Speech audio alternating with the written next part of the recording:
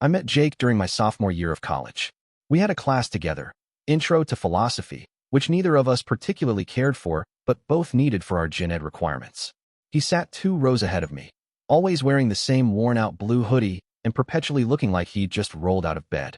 Our first real interaction happened when our professor assigned group projects. Jake and I were paired together, along with a girl named Melissa who never showed up to our meetings. We bonded over our mutual annoyance at having to do all the work ourselves. So much for the teamwork experience. Jake had grumbled as we sat in the library, dividing up research tasks. I laughed. Welcome to higher education. What started as reluctant partnership turned into genuine friendship. After our project, which earned us an A-, we began grabbing coffee before class, then lunch, then weekend hangouts. Jake was effortlessly likable, funny without trying too hard, smart without being pretentious. He had this way of making you feel like you were the most interesting person in the room. When he asked questions about my life, he actually listened to the answers. I found myself falling for him, though I tried desperately not to. Jake had made it clear early on that he wasn't looking for a relationship. He was focused on getting into med school and didn't want distractions. I respected that, or at least I told myself I did. You're different from other girls, he told me once as we lay on the campus lawn, watching clouds drift by. You get me. Most people don't. Words like that made it impossible not to hope. Friends would ask if we were dating, and I'd laugh it off while secretly wishing we were. There were moments, lingering hugs, late-night texts, inside jokes, that made me wonder if maybe he felt the same way. Then came Sarah. She transferred from UCLA spring semester of junior year. Tall, blonde, pre-med like Jake. Within 2 weeks of her arrival, Jake was completely smitten. Dude, I think I'm in love, he told me over our weekly coffee. The casual way he said it felt like a punch to the gut. I smiled through the pain. That's great. Tell me about her. And he did, at length, for weeks. I became his relationship counselor, offering advice on how to win her over. I helped him pick out her birthday gift. I even proofread the heartfelt text he sent asking her to be exclusive, all while dying inside. You're such an amazing friend, he'd tell me. I don't know what I'd do without you. Friend. The word had never felt so much like a prison sentence. I watched from the sidelines as their relationship blossomed. I saw less of Jake, of course, but he'd still reach out when he needed advice or when they had a fight. I was always there, always available, always supportive. Until the night, everything changed. It was a Friday night in October when Jake called me at 2 a.m., his voice raspy and slurred. Can I come over? Please. I should have said no. I had an early shift at the campus coffee shop the next morning. But it was Jake, and I'd never been good at saying no to Jake. What happened? I asked, already knowing it involved Sarah. She ended it, he said, his voice cracking. Said she needs to focus on her MCAT and doesn't have time for a relationship. But that's bullshit. I saw how she looked at that guy from her study group. 30 minutes later, he was on my doorstep, reeking of cheap whiskey and heartbreak. I made coffee while he collapsed on my couch, his eyes red-rimmed. Why am I never enough for anyone? He asked, staring at the ceiling. I wanted to scream. You've always been more than enough for me. Instead, I handed him coffee and sat beside him, letting him vent. Hours passed as he cycled through anger, sadness, and self-pity. As dawn broke, he finally ran out of words. We sat in silence until he turned to me, looking at me with an intensity that made my heart skip. You know what's crazy? He said, his voice suddenly clear. I've been chasing the wrong person this whole time. My pulse quickened. You've always been there, he continued. Always understood me. Always accepted me. Before I could process what was happening, he leaned in and kissed me. The kiss I'd imagined countless times over the past 2 years.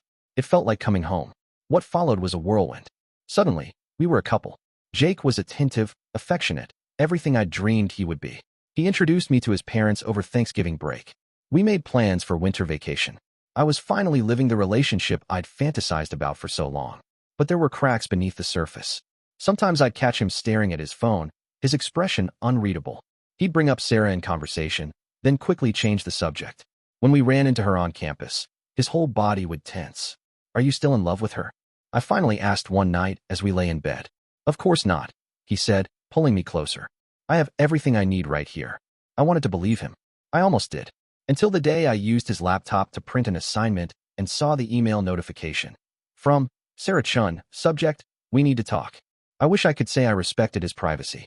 Instead, with trembling hands, I opened the email. I made a mistake, she had written. I miss you every day. If you still feel anything for me, please meet me tomorrow at our spot. 7 p.m. My stomach dropped.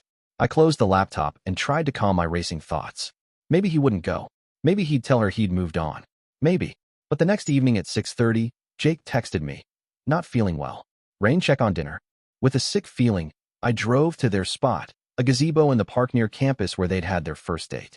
I parked across the street, hating myself for what I was doing, but unable to stop. At 7:05, Jake arrived. At 7:10, so did Sarah. I couldn't hear what they said, but I didn't need to. The way he embraced her, the way she melted into him, it told me everything I needed to know. I was just his backup plan. Something to fill the void until what he really wanted became available again.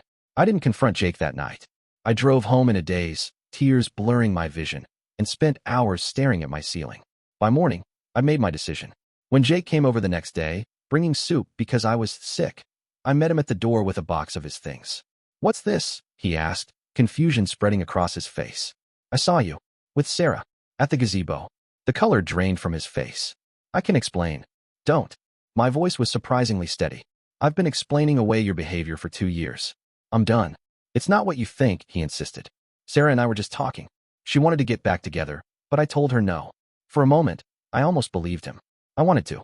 But then I remembered the way he'd held her, the desperation in their embrace. "Did you kiss her?" His hesitation was all the answer I needed. "I'm sorry," he finally said. "It just happened. It didn't mean anything." "It meant something to me," I replied.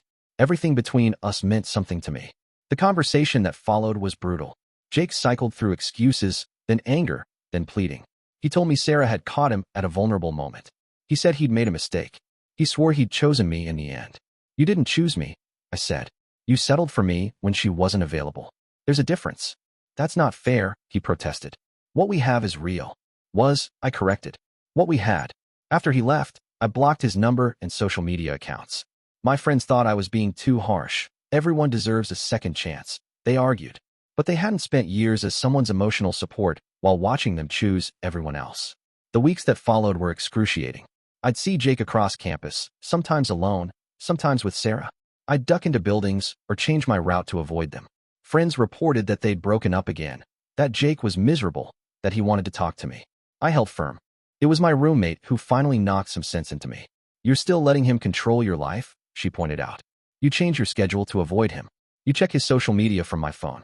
You're still orbiting around Jake." She was right. I'd ended the relationship, but hadn't really moved on.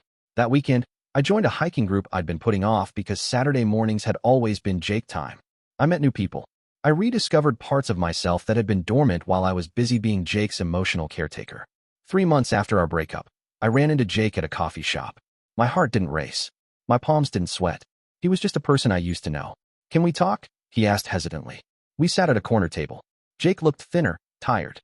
He told me he and Sarah hadn't worked out, again. He said he'd been doing a lot of thinking, that he realized how much he'd taken me for granted. "I never meant to make you feel like a backup plan," he said. "You deserved better." For the first time, I believed he was being sincere. Not because I wanted to, but because it no longer mattered whether he was or not. "Thank you for saying that," I replied. "I hope things work out for you, Jake. I really do." As I walked away, I felt a lightness I hadn't experienced in years. Being someone's backup plan had taught me a painful but necessary lesson. I deserved to be someone's first choice, especially my own. I never went back to being friends with Jake. Some wounds don't heal that way.